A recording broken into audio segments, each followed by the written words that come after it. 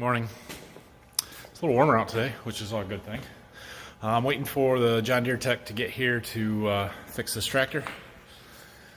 He texted me last night, said he had that part, so they'll be out here shortly. While I'm waiting for him, I'm gonna put the cab back together. Dad tore it apart there the other day when we brought it in the shop, trying to find that mouse that he couldn't find. So we think it's gone because we haven't seen any more signs of it. We've taken all the food and water bottles and stuff out, and I think it's gone. I don't know. We're gonna put the cab back together though. Maybe this afternoon we'll go do some ripping. We'll see how frozen the ground is. Okay, we got that ECU changed. I'm hooking the ripper back up. We're gonna see how frozen it is, but we're gonna go try it and see how it works. Dad said my rolling baskets were freezing up yesterday, but I don't see much. Just that spot. No big deal. Alright, I gotta get these stands off and then we'll go out to the field. Okay, we're out doing some ripping. Tractor seems to be running just fine, although it did this yesterday too until I got like 20 acres done and it got real warm. So we'll see yet. The ground is hard, however. We're making progress, but I'm trying to do these end rows on this field, and the corn stalks are a little thin and stuff is packed down, so it's hard, frozen. We may jump across the lane there where I got better corn stalks. It should pull a little bit easier. I get in hard spots like I am now, and the tractor's actually sliding sideways. Yeah, it's actually sliding sideways trying to get some bite on this frozen ground, so that's no good. Okay, see that grass down there with the pass through it? You almost got a real good video today. I just about got stuck, but bailed out just in time. Yeah, I learned my lesson. Stay away from it. So apparently the tires on this, instead of rolling over the mud, they like to start pushing it in front of it. And you're not really stuck so much as you're just pushing so much mud and weight that it doesn't want to roll over it, and eventually you stop moving. Yeah, that's no good. We're gonna stay out of there from now on. That grass makes it really hard to see where the wet spots are, although it's grass because it was too wet to plant this spring, so I guess I should have known, but over there I was able to go right through it, no problem. That's the worst of it, apparently. Okay, see that rolling basket in the back? See how it's not turning? Right there? It's a problem. Lift it up out of the ground if it doesn't push, but I have to go out and see why it's not turning. I bet it's frozen. Looks like we got a chunk of dirt. Stuff freezing up here.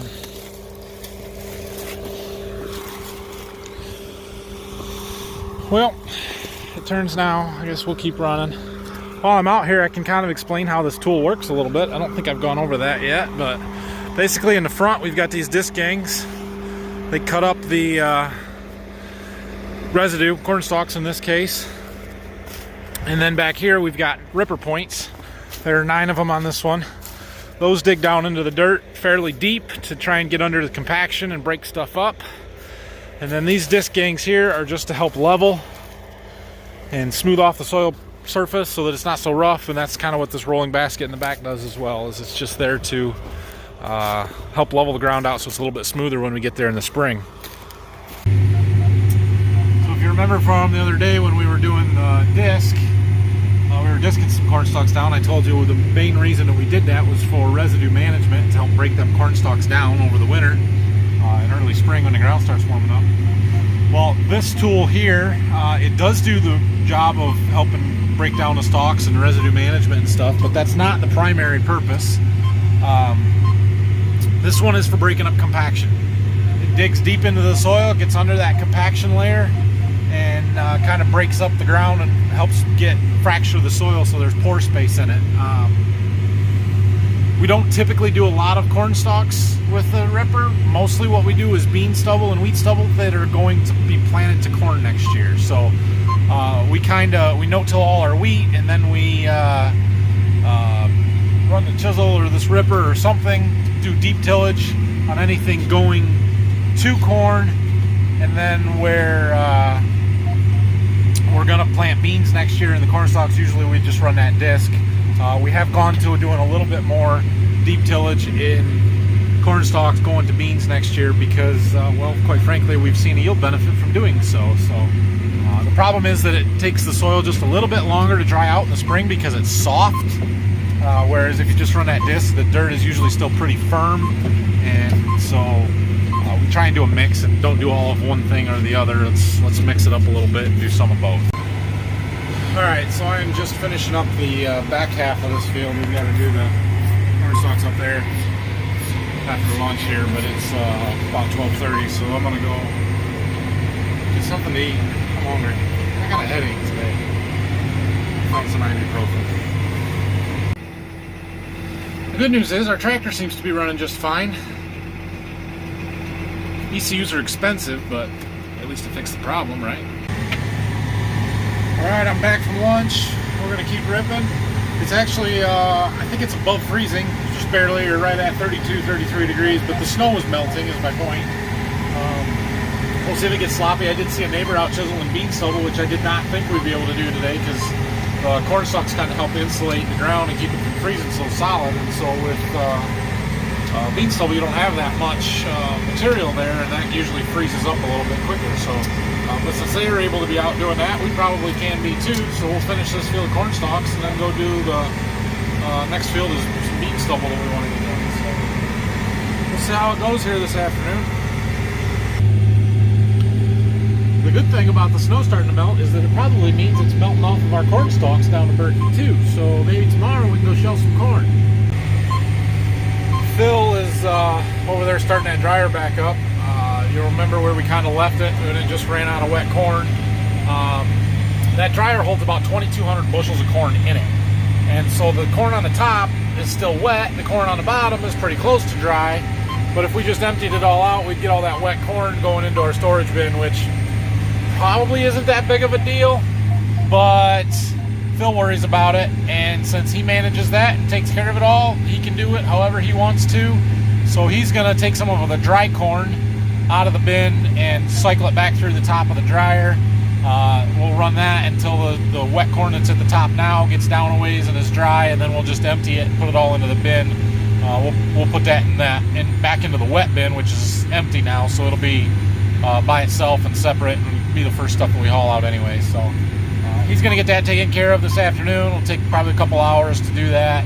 No big deal. And then we'll have the green system sort of buttoned up for winter, or until we're ready to start hauling stuff out here, probably first of the year after or into January there. So that's a good thing to have done and out of the way.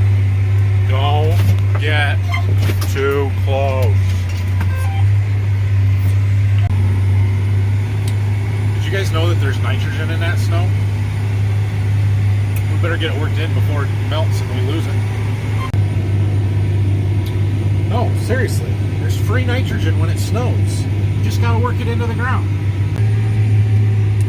Okay, so maybe it's only like a half a pound per acre, but still, there is nitrogen in the snow. I was looking it up just a little bit ago. So something about the water picking up NH2 from the atmosphere, and as it melts, it can work into the soil if it's not frozen. So if you work it in, you get just a little bit of free nitrogen. Definitely not enough nitrogen to pay for this expensive tillage pass, though.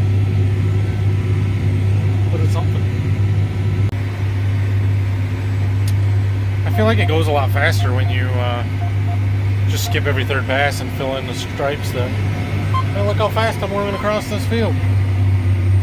Just kidding, you guys have no sense of the time that I've been here because you watch 30-second clips. Feels faster, it's probably not. Looks like our deer hunters are here and going out. Today is November 14th, tomorrow's opening day in Michigan, of gun season anyway, so hopefully they shoot lots of deer. Also, I don't recommend walking around in the woods in a Carhartt coat tomorrow. It's a bad idea. So to all you fellow farmers out there, when you're doing your end rows, is that what you call them? Headlands, what do you call them? Burn rows? Anyway, How do you handle your corners?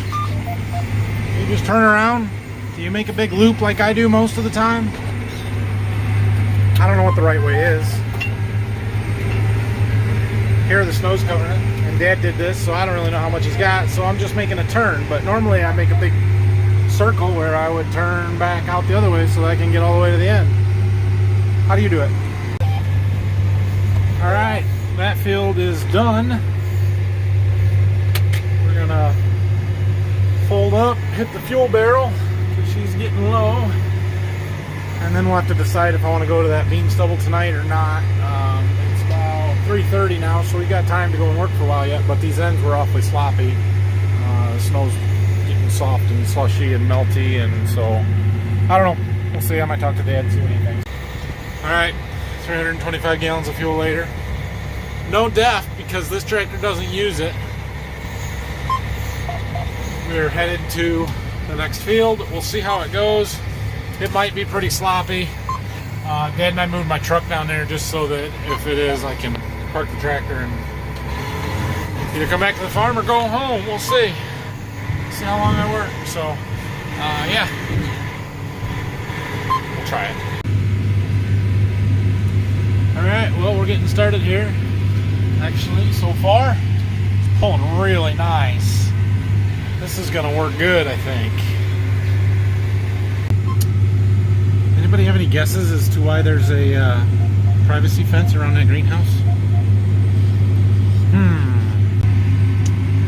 It's too bad I don't have my drone today.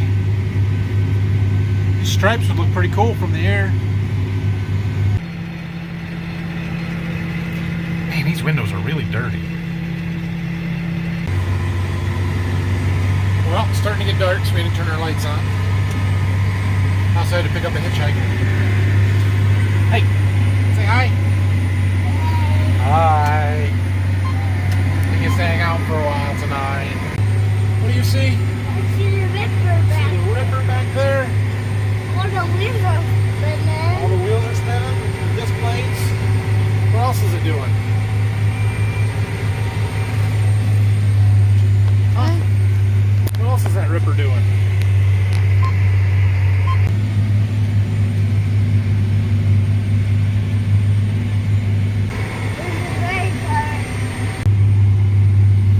So I don't know why. Yep, it does. I don't know why all of a sudden my rolling basket has decided to plug up. If I set it down there, you can see that side rolls, but it's all plugged there. Yes, it stops the tractor if you push the clutch. Alright, but the other side has stopped turning and just wants to push stuff, and I don't know why. So basically, I'm just going to disable it. We're going to run without it for the rest of the night because, well, it's not that critical. It just helps level stuff off and firm it up a little bit, but if it's not going to work, then it's not worth using it. Who's letting all the air out of my seats? Well, putting it back. Who's doing that? Me. You? Are you a punk? Hey! What's that? What's that doing? That's letting all the air out of Daddy's seat. Now it's sitting down way low and I can't see over the steering wheel. Better put it back. There you go.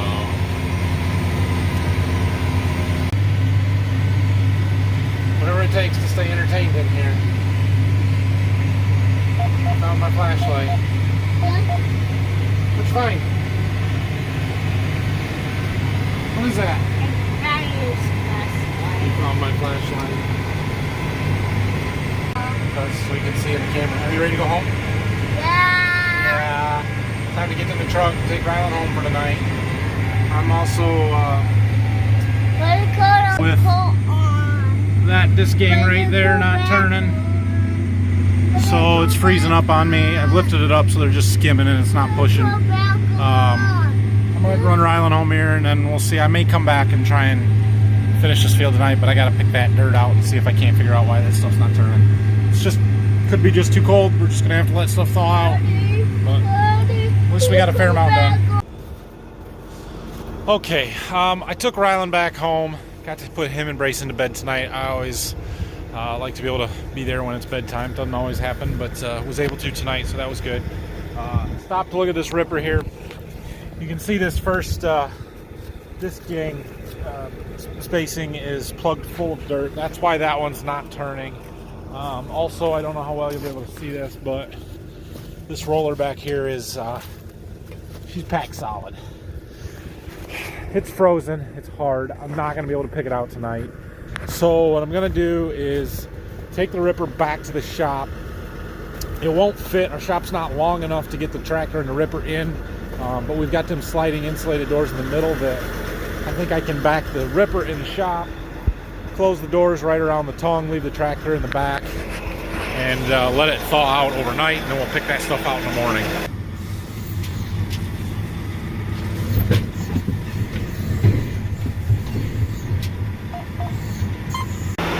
All right, ripper's in the shop. I'm gonna close these doors up. That's as good as we're gonna get it. We'll leave the tractor in the back here. The ripper should be thawed out by the morning, and we'll clean that stuff out. All right, I got Dad to bring me back onto my truck.